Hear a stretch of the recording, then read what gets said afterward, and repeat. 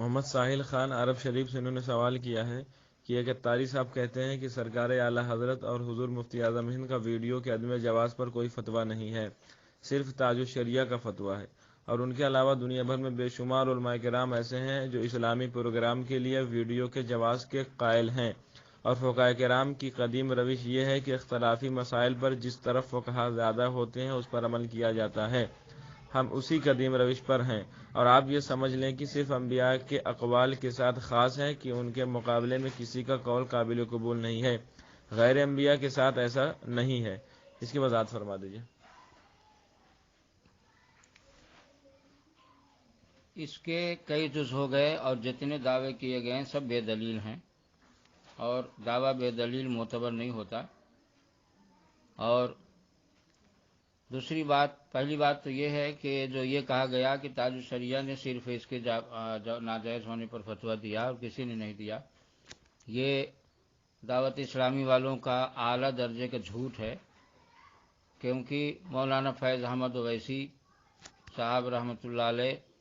جو پاکستان کی اتنی زبردست شخصیت ہے کہ بہت سارے اکابر مل کر بھی اگر ان کا مقابلہ کریں تو نہیں کر سکتے ہیں۔ ان سے پوچھا جائے کہ مولانا فیض احمد اویسی صاحب کے اس بارے میں کیا فتویٰ تھا۔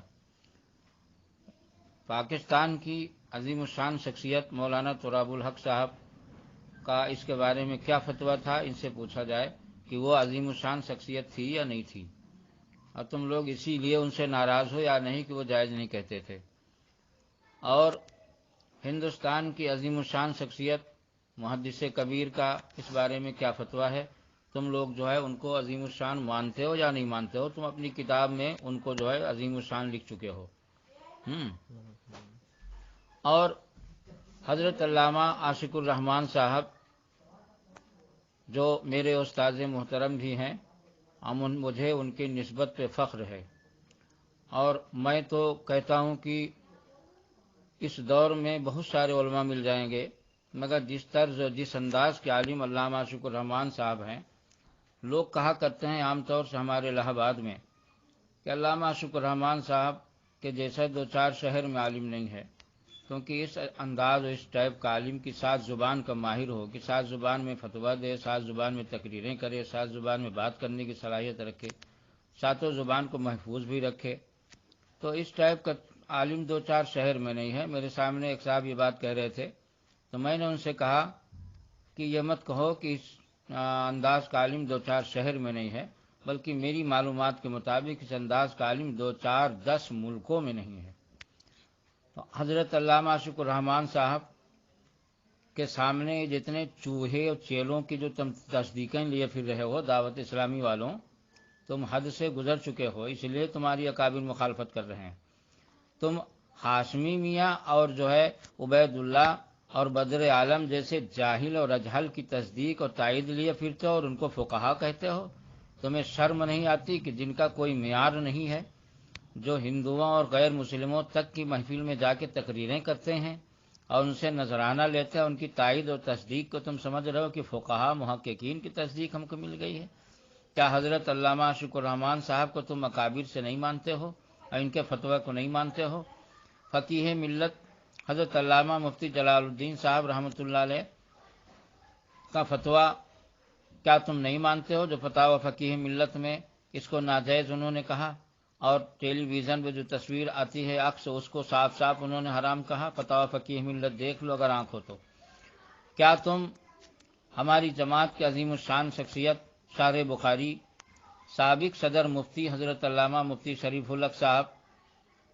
جنہوں نے پیدا کیا تھا کچھ شاگردوں کو کہ یہ دین کا کام کریں گے، مگر ان کے بعد ایسا نکلے بل سے کہ دین کو مٹانا ہی شروع کر دیے،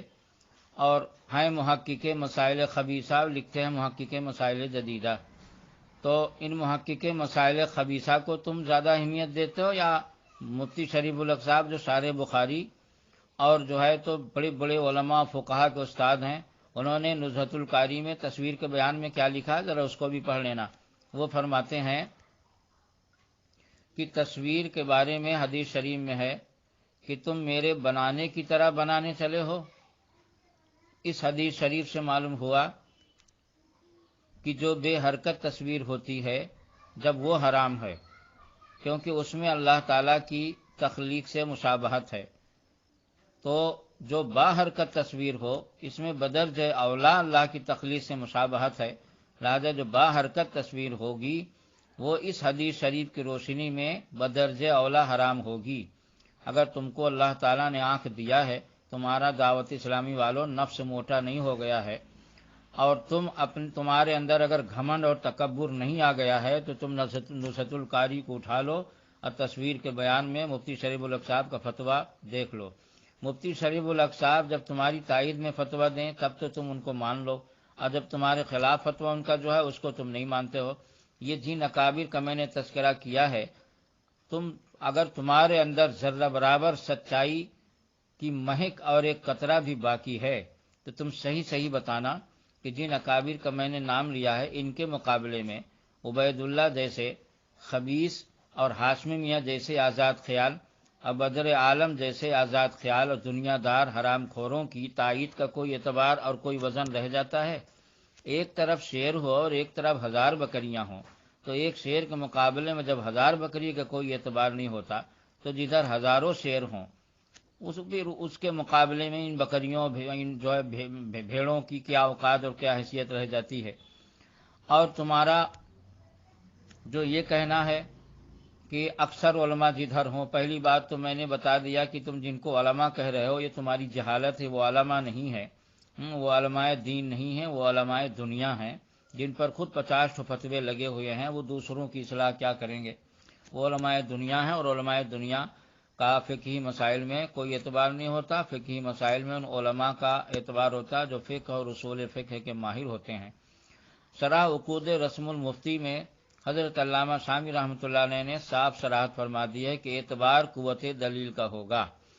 جس طرف دلیل مضبوط ہوگی اس کے مطابق فتویٰ راجح ہوگا، اور اس پر بار بار دلیل دی جا چکی، اور ابھی بھی میں نے ایک حدیث شریف نزہۃ القاری کے حوالے سے پیش کیا کہ حضور صلی اللہ علیہ وسلم فرماتے ہیں کہ اللہ تعالیٰ فرماتا ہے کہ تم میرے بنانے کی طرح بنانے چلے ہو۔ دنیا جانتی ہے کہ بے جان تصویر میں اللہ تعالیٰ کے بنانے سے مشابہت کم ہے، اور بے حرکت میں اور با حرکت تصویر میں اللہ تعالیٰ کے بنانے سے مشابہت زیادہ ہے۔ اور جب مفہوم کسی بھی چیز کا جس چیز میں پایا جائے وہ چیز حرام ہو، تو جس میں وہ مفہوم زیادہ پایا جائے وہ بدرجہ اولا حرام ہوگی۔ چھوٹی سی کتاب اصول فقہ کی مدرسوں میں چلتی ہے، اصول الشاسی میں بھی اس کی مثال موجود ہے کہ چوری کا مفہوم اور معنی چوری میں پایا جاتا ہے تو ہاتھ کٹنا جو ہے اس کے ذریعے ہاتھ کاٹا جاتا ہے، اور یہ مفہوم چونکہ جیب کاٹنے میں زیادہ جیب کترے کے اندر پایا جاتا ہے، لہذا اس کا ہاتھ بدرجہ اولا کاٹا جائے گا۔ اصول الشاسی میں جہاں پر اس کی بحث ہے اٹھا کر دیکھ لو۔ اور کفن چور کے ہاتھ کاٹنے کو اسی لیے منع کیا گیا ہے کہ کفن چورانے میں چوری کا مفہوم ادنا درجے کا پایا جاتا ہے، پورے طور پر نہیں پایا جاتا۔ یہ اصول فقہ کا قاعدہ ہے کہ جس چیز کا مفہوم جس میں پایا جائے گا اس کا حکم لگے گا، اور وہی مفہوم اگر دوسری چیز میں اس سے زیادہ پایا جاتا ہے تو اس پر وہ حکم بدرجہ اولا لگے گا۔ ہماری اس دلیل کو اگر تمہارے اندر ہمت ہے تو تم اس دلیل کا جواب دو کہ جب بے حرکت تصویر حرام ہے، کہ سرکار فرماتے انا اشد الناس عذابا یوم القیامت المصورون، کہ سب سے زیادہ سخت عذاب قیامت کے دن اسے ہوگا جو تصویر بنائے۔ تو جب تصویر بے حرکت کے لیے یہ حکم ہے، حالانکہ تصویر تو یہاں پر مطلق ہے، با حرکت اور بے حرکت کی کوئی تخصیص نہیں ہے، اور اعلی حضرت امام اہل سنت علیہ السلام فتاوی و رضویہ میں جگہ جگہ فرماتے ہیں کہ نصوص اپنے اطلاق اور عموم پر رہیں گے، ان کو بے دلیل مخصوص اور مقید نہیں کیا جا سکتا۔ پھر بھی اگر تم کسی قرینے سے مقید کرتے ہو تو میں کہتا ہوں دوسری حدیث شریف موجود ہے کہ اللہ تعالیٰ فرماتا تم میرے بنانے کی طرح بنانے چلے ہو۔ تو جب تصویر کا مفہوم جو ہے تو اس لیے تصویر کو ناجائز کہا گیا کہ اللہ تعالیٰ کی تخلیق سے مشابہت ہے،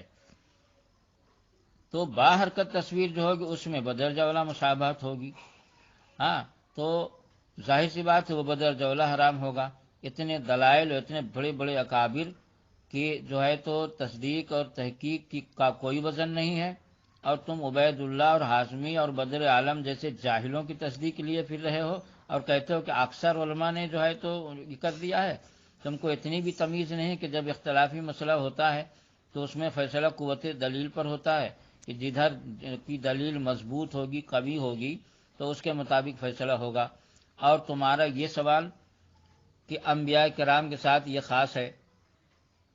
کہ ان کے علاوہ کسی کا قول جو ہے قابل قبول نہیں ہے، ہاں واجب العمل نہیں ہے، تم اتنے بڑے جاہل ہو، اور تم کو جب جاہل کہا جاتا ہے تو برا بھی لگتا ہے اور جہالت بھی کرتے ہو۔ تم اچھی طرح یاد رکھو کہ انبیاء کرام کا بے شک قول واجب العمل ہے اور قابل قبول ہے، اور ان کی مخالفت جائز نہیں ہے، مگر شامی شریف کے حوالے سے ابھی کل میں نے جو ہے جواب دیا کہ شامی شریف کے مقدمہ میں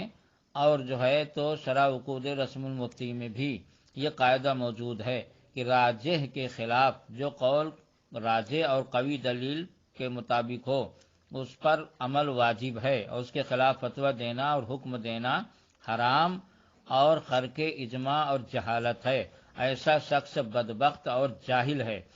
تو کیا علامہ شامی کو بھی کہو گے کہ علامہ شامی رحمۃ اللہ علیہ نے جو ہے تو علماء کو نبی بنا دیا؟ پھر ہم یہ پوچھتے ہیں کہ تم کہتے ہو کہ کیا فلاں جو ہے تو عالم صاحب مثلا تاج الشریعہ یا فلاں عالم جو ہے کیا نبی ہیں؟ کہا کہ ان کی مخالفت نہیں ہو سکتی۔ تو یہ تمہارے تو اسی جواب میں تمہارے اعتراض کا جواب موجود ہے۔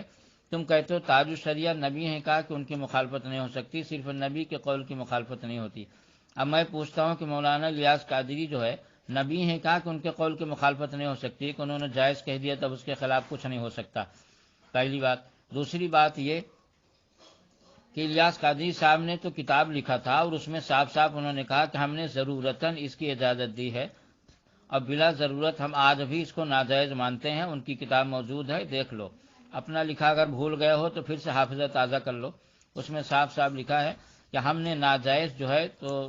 کیا مانتے ہیں آج بھی، ہاں جہاں ضرورت ہو وہاں پر ہم رخصت دیتے ہیں۔ اب ہم دعوتی اسلامی والوں سے پوچھتے ہیں کہ یہ جو مسجدوں میں ہم کو معتبر ذرائع سے معلوم ہے، خود ہمارے الہ آباد میں بھی ایسا ہوا ہے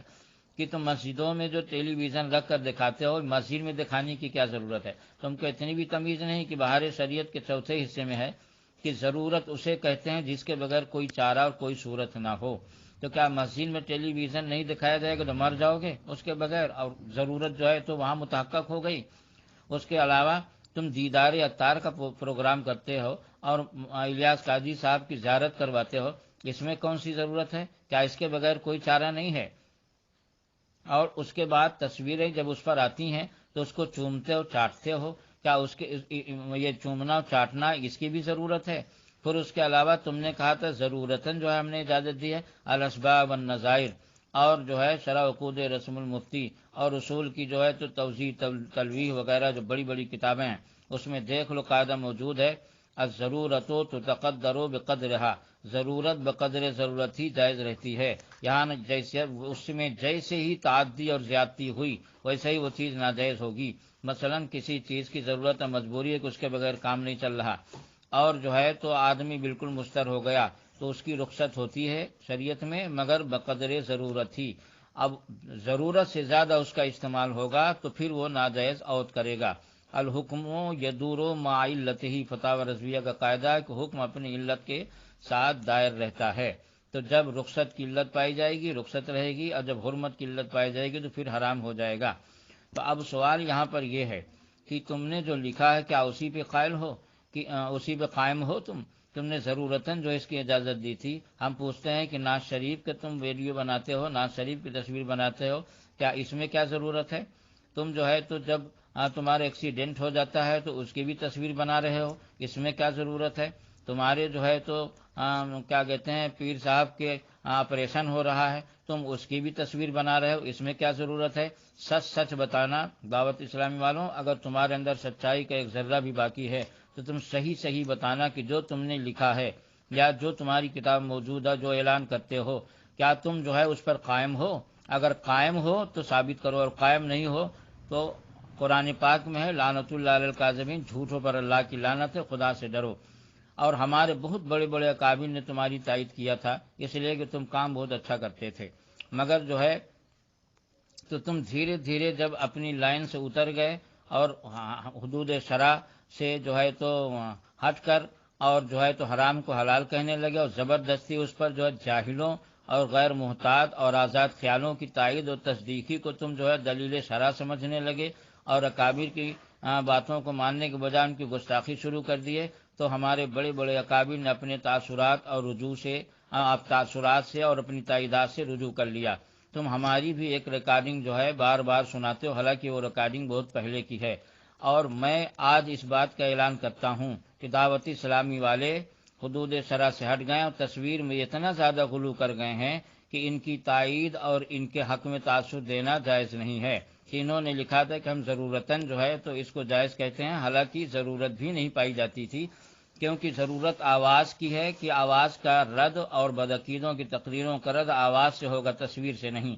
تو ضرورت تو پائی نہیں جا رہی تھی۔ بفرض غلط اگر مان بھی لیا جائے تو ضرورت جہاں پائی جاتی ہے وہاں بقدر ضرورت ہی وہ چیز جائز ہوتی ہے، اس سے زیادہ نہیں، مگر یہ لوگ اس سے زیادہ بھی، ہم کو تو یہ بھی معلوم ہوا معتبر ذرائع سے کہ یہ لوگ اپنی شادیوں کی جو ہے تو مووی بناتے ہیں، اور جو ہے تو اس پر جب کوئی اعتراض کرتا ہے تو کہتے ہیں حضرت صاحب نے جائز کہا ہے، حالانکہ جو ہے تو وہ جائز نہیں کہے ہیں، بلکہ انہوں نے لکھا ہے صاحب، وہ کتاب بھی میرے پاس موجود ہے اور میں نے اس کو پڑھا ہے کہ ضرورتاً میں نے جائز کہا ہے۔ جس کو تم کل شیطان کہتے تھے اور ہاتھ اٹھواتے تھے کہ اس کو چوراہے پہ رکھ کر ڈھیلا مارو، کہو کہ ہم شیطان کو ڈھیلا مار رہے ہیں، آج وہی شیطان فیضان کیسے بن گیا؟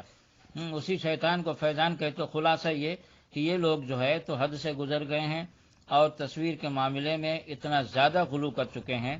کہ جو ہے تو ضرورت کا سہارا لے کے غیر ضروری مقامات پر علی اعلان اس کا استعمال ہو رہا ہے۔ تجربہ شاہد ہے، معتبر ذرائع سے یہ سب باتیں معلوم ہوئیں، لہذا ہم نے ان لوگوں کی جو پہلے تائید کیا تھا، میں اپنی اس تائید سے رجوع کرتا ہوں، ایسے پہلے بھی رجوع کر چکا ہوں، اور ہماری تائید، پچھلی تائید کو یہ لوگ استعمال کر کر ناجائز استعمال نہ کریں۔